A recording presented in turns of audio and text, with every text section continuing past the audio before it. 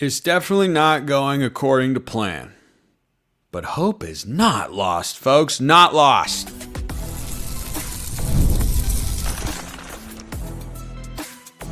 You are Locked On Ducks, your daily podcast on the Oregon Ducks. Part of the Locked On Podcast Network, your team every day. Yes, it is that time once again for Locked On Ducks. I'm your host, Spencer McLaughlin, and thank you so much for making this your first listen or your first view every day. Part of the Locked On Podcast Network, your team every day and your number one source to stay up to date with the Ducks. Oregon is not going to get Ryder Lyons. I've got reaction to that and thoughts on the two guys Oregon has been tied to. I like a lot of things there, and you should too. And speaking of quarterbacks, we're just kind of all quarterbacks today. Luke Moga on one of my favorite Spencer Scale of Agreement takes that has been sent in yet to date. All on today's show, which is brought to you by friends at Monarch Money. Take control of your finances with Monarch Money. Use code LOCKEDONCollege at monarchmoney.com for 50% off your first year. So Ryder Lyons got some late trending predictions to go to BYU. I'd heard he was going to go to BYU. Lo and behold, he goes to BYU. Now, just because you think a piece of news is coming, expect it, or know it's coming, doesn't mean that it stings a lot less. It could sting a little less, but this is definitely one that I don't think is as big of a whiff as Jared Curtis or even Jackson Cantwell. Frankly, you could even argue Brandon Arrington.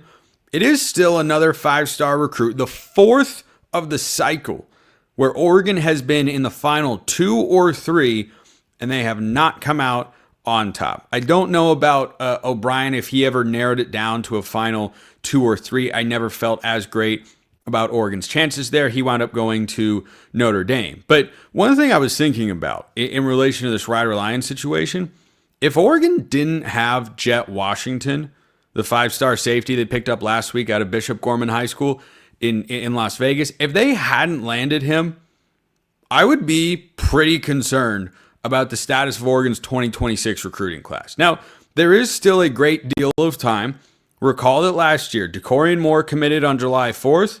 He is perhaps the most prized recruit of the 2025 cycle. Naeem Offord did not flip until much later as well. I think it was sometime close to or during the season. I don't remember the exact date, but there's still time. There's still big names out there. But what's happened now with Ryder Lyons going to BYU, I think fairly in the eyes of Oregon fans, you look at every recruit that Oregon's after with a greater sense of urgency, with a higher sense of priority to go out and get these guys like Emmanuel Iheanacho or Tyler Atkinson, the five-star linebacker, just to name a couple of guys out there. Because I do not in any way expect Oregon to go and bat even better than 500 when you're going after five-star recruits. There are about 30-ish five-star players in any given class. I have long said and still think Oregon would get to 4 or 5. I think with Lyons and Arrington going elsewhere, that number probably maxes out at 4, which is still more than most of college football, by the way. They still have to get there. They still have to land Iheanacho, but he's the guy who my perception of Oregon recruiting changes the most with Lyons going to BYU. If Oregon does not land Emmanuel Iheanacho, my sense of, okay, what the heck is going on here will grow significantly. Because I don't expect you to get every five-star recruit. But man, if you get down to the final 2 on all these guys, you should be able to land more than 1 out of every 5 if you get down to the final 2 or 3. Now, getting there itself takes a great deal of work, and 5 stars are not the only way to measure a successful high school recruiting class. But Oregon's putting time, money, and effort into these high-profile recruits. I think that's a good thing because historically, those have been the guys who have helped teams go on to win national championships. I don't think Oregon needs to shift their approach and start looking at lower-rated guys and trying to not get talented players if they have the ability to get them. We know that they do. This cycle is not, at this point, going as well as it felt last year's class ended up going. I will again point out the month of July can change a lot of things, but we're starting to wind down the days of the month left here in June, and I came into this month thinking, man, this could be a big month for Oregon because, Brandon Arrington moved up his commitment. We felt better about Ryder Lyons a couple of weeks ago, and maybe they'd go and get somebody like O'Brien. Like, there were a lot of names, and they've kind of come and gone, and now you look up and go, boy, Oregon has had a number of high-profile misses here in this class of 2026 cycle, and Lyons is indeed the latest for that. And so, the LDS connection absolutely helped for BYU. I don't begrudge that whatsoever because you take any advantage or any way you can stand out with a kid that you can. And, for a long time, there were folks over at 24/7 that thought Lyons was going to USC. Well, he was closer to going to Oregon than he was to USC. So he'll take an LDS mission for 1 year, 18 months or so, and then 2027 will be the first time he steps on the field, and we'll see what Oregon actually missed out on. I think they missed out, like with Jared Curtis, on a potential high-end future starting college quarterback. Because Curtis and Lyons both, I definitely felt coming into the recruiting cycle, Oregon would land one of these two guys. No question about it.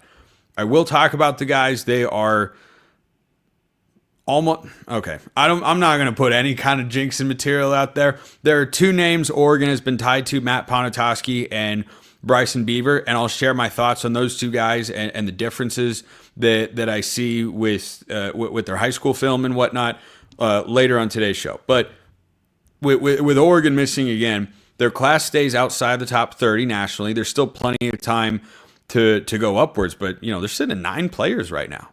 And this is the second straight class where the volume hasn't been as significant as the 23 and 24 classes. In the 2025 cycle, Oregon took 19 players total. In 2024, you had 26. In 2023, you had, wait for it, drum roll please, 29. So it's gone down each year, and there has been, it seems, a concentrated effort to go after higher rated recruits and risk missing out on a few and not having every single player that you go after and not stacking the volume, probably because they built a lot of this roster with their first 2 recruiting classes, and now they feel, okay, we can be more selective because we've built a lot of the competitive depth that we're looking for. The 2025 class is technically 18, not technically, it is 18 players, not 19, because Jared Kiave Sangopolatele was in there, and he was never actually really a Duck, and he's at Cal now. So, on the quarterback front, Oregon's long-term outlook in the room, I'll discuss this a bit more later in the show, is still really good. But yeah, I definitely would have said, retroactive Spencer scale of agreement take here. On March or any time in April, if you'd said Oregon will land either Jared Curtis or Ryder Lyons, that would have been at least a 7. At least a 7, maybe even higher. I probably would have put that in the 8.5 range. So to come up empty on both of them is definitely a disappointment, because these guys can be all-time college quarterbacks, or they can be Nico Iamaleava, or they could be Ty Thompson. Depends on the situation you go to, of course. But I did really like both of these guys' film, and definitely disappointed to miss out on both of them. Props to BYU. But hey, think about this. Just think about this, Oregon fans. Alai Kalani-Uvalu, one-time Oregon commit, before that BYU commit, before that Oregon commit, and now BYU commit. They owe us one. They owe us one. They snagged one from the Ducks who was committed. Well, get to work, Coach Lanny. You get on that. So let me know your thoughts in the YouTube comments below. Hit me up on Twitter, all of that good stuff. A developing trend on Kenyon Sadiq that continues to excite me in more ways than one, and the other quarterbacks Oregon's going after, and the current quarterback room. Yeah, lots coming on today's show.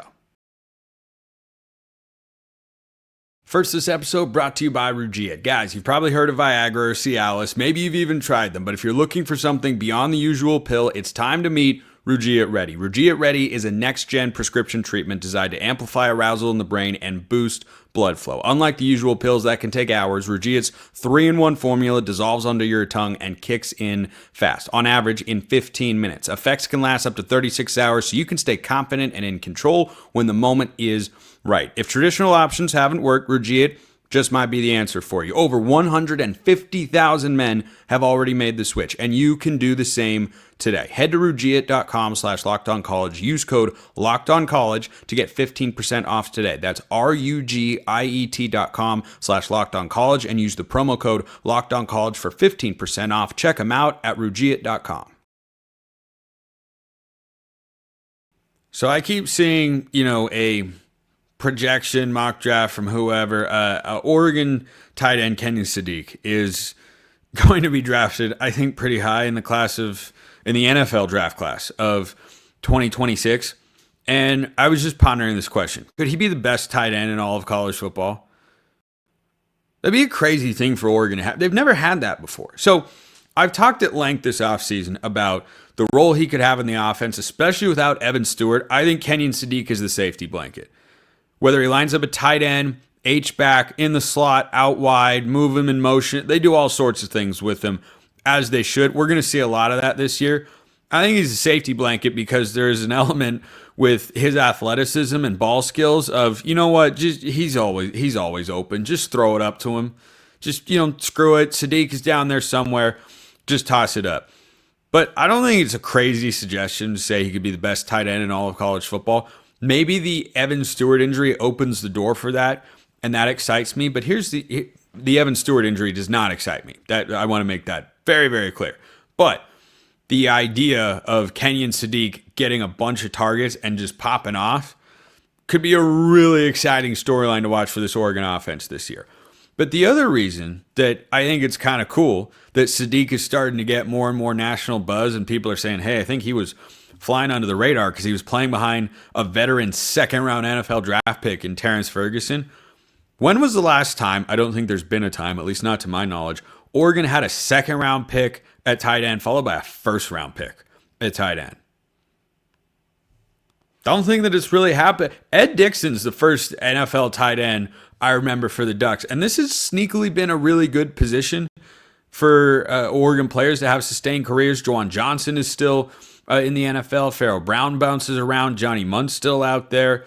I'm convinced Ed Dixon's still playing football somewhere. He might actually be. I have no idea. But the tight end position is starting to be one of those groups that is changing in front of our very eyes compared to what it used to be. And Cole Iola could have been the guy that spearheaded this, and unfortunately, he had off-the-field issues that prevented him from doing that. But when you talk about elevating your profile on the recruiting trail, NFL draft picks is a non-zero way to do it. I talk about it every year right here on the show, and Oregon just set a record for number of NFL draft picks with 10. And if Ferguson were to go in the second and Sadiq in the first, with Troy Franklin getting taken in the fourth a couple of years ago and Tez Johnson in the seventh this last year, I think the Oregon receiver room can have guys get drafted much higher. Evan Stewart will get drafted higher than that whenever he goes to the NFL. DeCorian Moore maybe could get drafted significantly higher than that. Maybe Jurion Dickey or Jeremiah McLaughlin pop, or any number of those guys. That sort of thing is the result of a lot of really, really hard work from the coaching staff, a lot of development. Always an exciting word here when you're talking about the Ducks. And I just think that is something to monitor. That, what happens to your reputation as a school when you go out. Stanford and Iowa have branded themselves as tight end U. And guess what? They get elite guys at that spot every single year. Every single year. Georgia's kind of getting into that fold with Brock Bowers. Like, if you go Terrence Ferguson in the second round and Kenyon Sadiq in the first or second, it's nothing but good news there for the Ducks. So, I'll slip this one in quickly before I talk about Ponatoski and Beaver. Hey, Spencer, loved the pod. Was wondering if you could do a start bench cut of DeAnthony Thomas, LaMichael James, and Royce Freeman.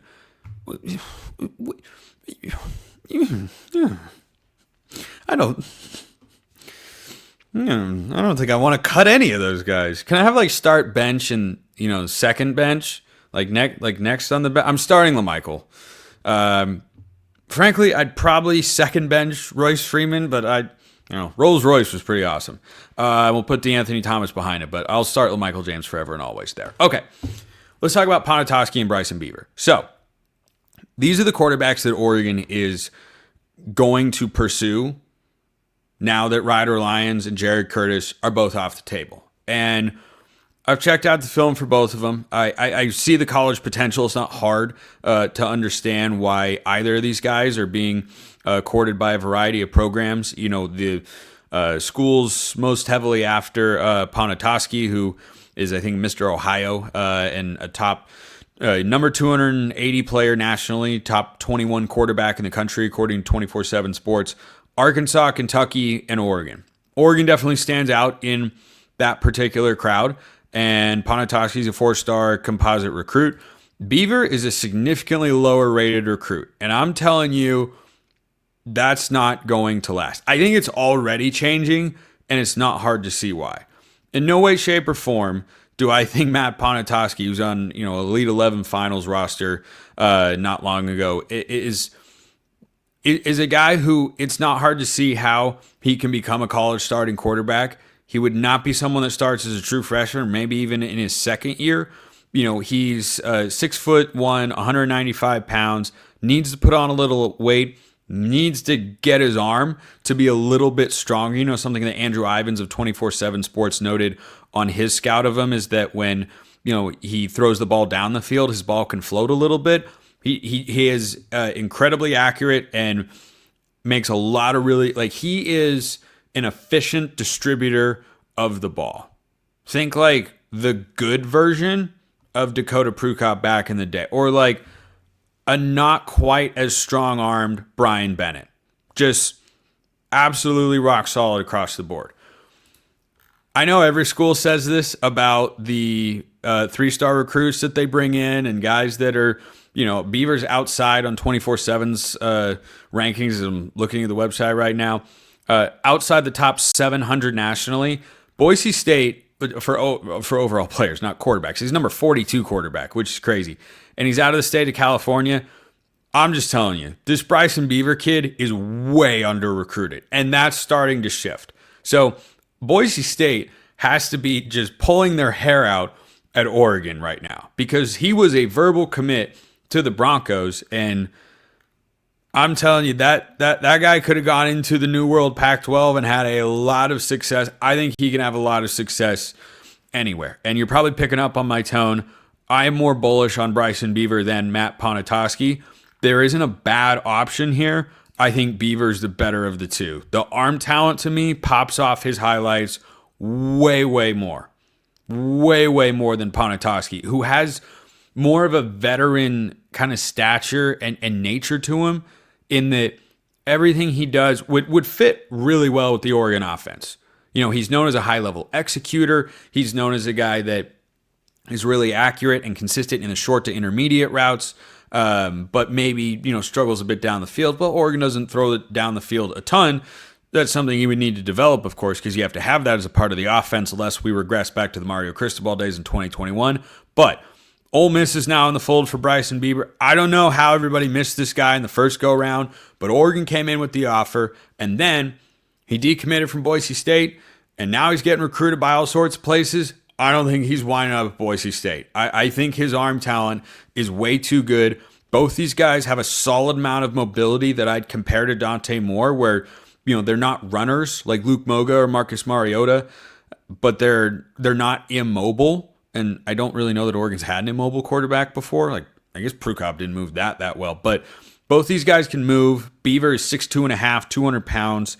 So, has plenty of height to see over the top of the line of scrimmage and stand tall in the pocket and look the part and all of that good stuff. I'm a Beaver guy. As crazy as it is, I didn't fully say the sentence. And don't clip that out of context. Because just no context, me saying I'm a Beaver guy, well, that doesn't sound right.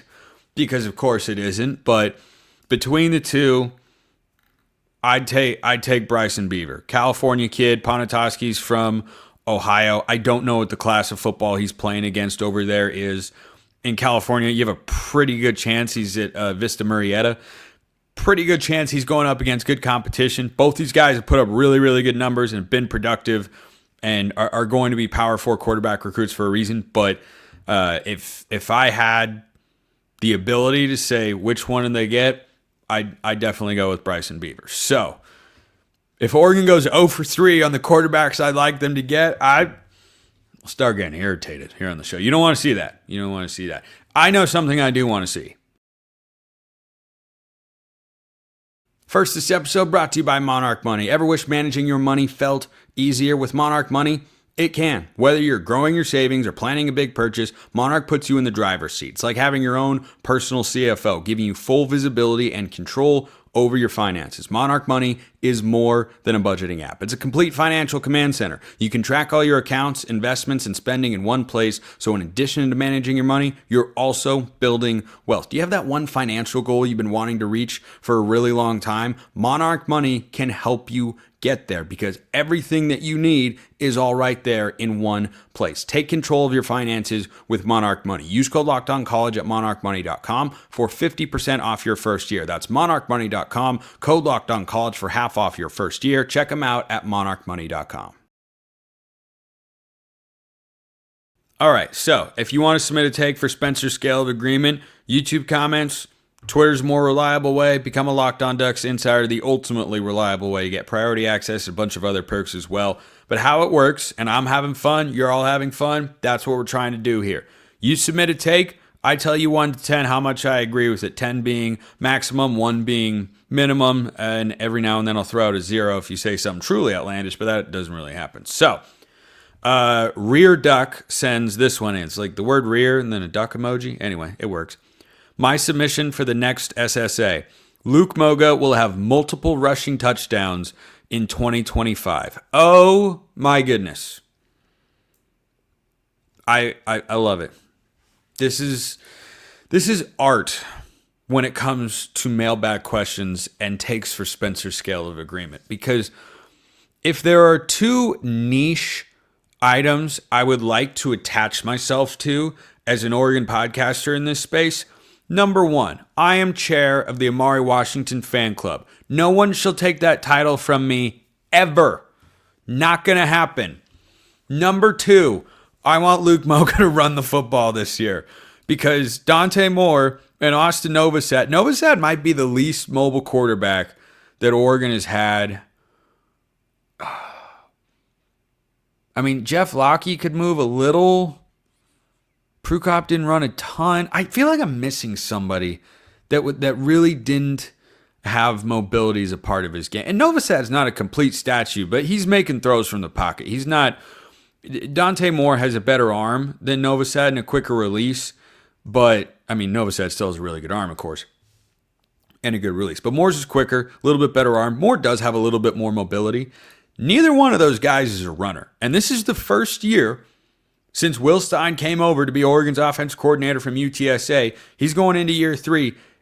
This is the first time he has had a quarterback I describe as not someone you draw up runs for. Now, in an RPO-heavy scheme, you don't have to have a mobile quarterback. I will point out that one of the biggest plays of the season last year was a quarterback run on an RPO against Ohio State. The last touchdown Oregon scored in that game was a 22-ish yard touchdown scamper by Dylan Gabriel. He reads the whole thing perfectly. It's poetry in motion. He's one-on-one with the safety, makes him miss, and then runs to the end zone. Dante Moore can pull that ball and run for the first down. I don't know that he runs for a touchdown in that spot. That's not his game. So, multiple rushing touchdowns in 2025. There are 2 ratings I want to give this particular take. There's the rating that I think is actually appropriate, and then there's the rating I want it to be. I want this to be a 9. I really, really do. And not just as a way to keep Luke Moga in Oregon's quarterback room, because when you go and put the sorts of throws that he did on tape during the spring game, you're going to draw at least some attention from other programs, and you don't have to start a game at a major school. You just have to have been there to get an opportunity to play somewhere else. Like, perfect example. If San Diego State, or here, I'll give you another one. If UNLV does not, I don't remember if the guy they got, Anthony Colandrea, I think is his name, the transfer from Virginia. I don't remember if he has any eligibility left beyond this year. We're gonna find that out though, just for the sake of. Okay, he does. So he's a sophomore. Let's say, for instance, he starts this year for UNLV, and then goes to the NFL draft, and UNLV is looking for a quarterback. They would at least consider somebody like Luke Moga, who's been a backup at a big program like Oregon for the last couple of years, to come in and get a chance to start because of his physical traits and the progress that he showed from one spring game to the next. And we don't know what he would do next year in that particular setting. But I want this level of agreement to be a 9. I'm putting it at a 6, just to be clear. I really don't think this is crazy. And I don't think it's gimmicky either. I mean, Texas was in the semifinal last year in the playoff. They brought in Arch Manning all the time. Now, that might have been at least a partial way to convince him to stick around. I don't know that urgency is there just yet with regards to Luke Moga, or that, Oregon has to look at him and say, well, that's our only option to start next year. We got to keep him around. Georgia tried to do this with Justin Fields when he was on the Bulldogs. They made the playoff. They put him in, kid you not, Kirby Smart did this, put him in on a fake punt. They snapped it to him, and it was snuffed out. Oh, wow. Tell me your 5-star backup quarterback wasn't on special teams because he's a great special teams player? Oh, who could have seen that coming? Anyway, I think they did that. You see schools do that stuff in order to get a guy on the field and send a clear message to him and sometimes his camp, especially nowadays. Hey, we're going to play you next year, and we want to get you just some experience so it's not brand new. I don't think you have to do that with Luke Moga, but I want to see it happen. So I'm giving this a 6 because you'll have some mop-up opportunities perhaps where he goes in and runs the ball. But I don't think putting him in for a Wildcat spot is crazy, especially down in the red zone where numbers get difficult. The quarterback run has been a huge weapon for Oregon over the last several years. Gabriel in some key spots, he ran the speed option against Oregon State for a long touchdown. Bo Nix was a master of the quarterback sneak. It's been at least a feature or a part of the offense in some capacity over the last several years, and it's just not going to be as much of a look. And so if you have a guy back there and Dante Moore is a runner and a backup in Austin Novosad who's even less of a runner, then yeah, it might make sense to take a guy who is freakishly athletic and just from time to time, just snap him the ball. Put him back there with any running back, frankly, and it can work, but, give me a special goal line package. Like Chip Kelly back in 2012 used to put in Brian Bennett and Colt Lyerla in the red zone. He had Marcus Mariota, but he didn't want to injure Marcus Mariota. Well, I don't want to injure any of Oregon's top 2 quarterbacks running, and Luke Moga, not that I want him to get hurt, but like he's going to be, more well prepared to go into those situations, take some contact, and know how to protect himself because he's always been more of a runner, going back to his high school days. Dante Moore and Austin Novosad, not so much. They'll sit in the pocket and slice and dice and then make some throws on the run. So I'd be super, super down for this. You give me a 2nd and goal from the 5, put Moga in there. You give the defense something else to think about.